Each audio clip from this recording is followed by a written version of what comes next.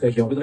D'abord, je voudrais dire la chose suivante. Je crois qu'on partage avec Gabriel le souci de ce qu'on souhaiterait, c'est avoir une économie prospère et redistributive. On voudrait une prospérité partagée. Je crois qu'on a le même but un peu. Donc voilà, c'est pas un débat entre des gens qui ne croient pas dans la redistribution et des gens qui y croient.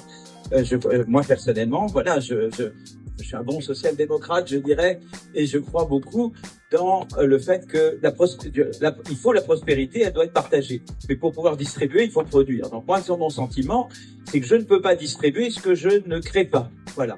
Et donc alors donc l'idée qu'il faille mettre tout le monde à contribution et qu'il faille un impôt progressif, j'ai toujours pensé que l'impôt sur le revenu était un énorme progrès. D'avoir un impôt progressif, c'est un énorme progrès. La France est un des pays d'ailleurs les plus redistributifs au monde, c'est une bonne chose.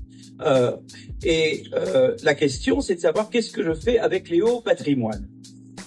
Alors là, il y a plusieurs façons de taxer les hauts patrimoines. Il y avait d'abord l'ISF.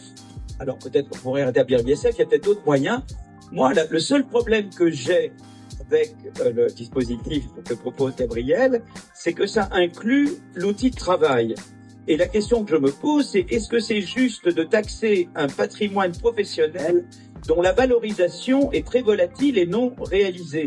Si l'objectif est vraiment celui de contrer l'optimisation fiscale, qui passe beaucoup par le cantonnement des profits au sein de holdings patrimoniales, pourquoi viser des startups à forte valorisation, mais pas encore profitables?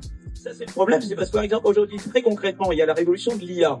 La France est un pays qui peut jouer un rôle très important dans cette révolution. Nous avons les meilleurs mathématiciens, les meilleurs informaticiens, les meilleurs ingénieurs. Et nous pouvons jouer on a le sommet IA, c'est nous qui l'avons fait en février. Nous pouvons jouer un rôle majeur dans cette révolution.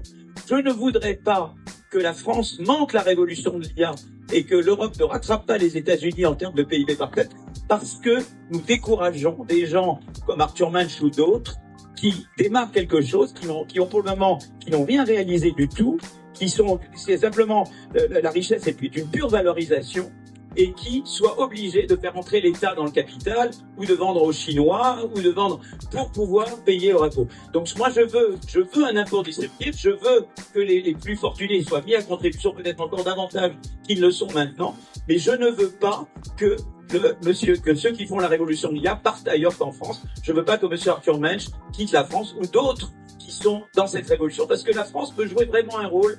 On a manqué en grande partie la révolution des technologies de l'information. Je ne veux pas qu'on monte la révolution de l'intelligence artificielle.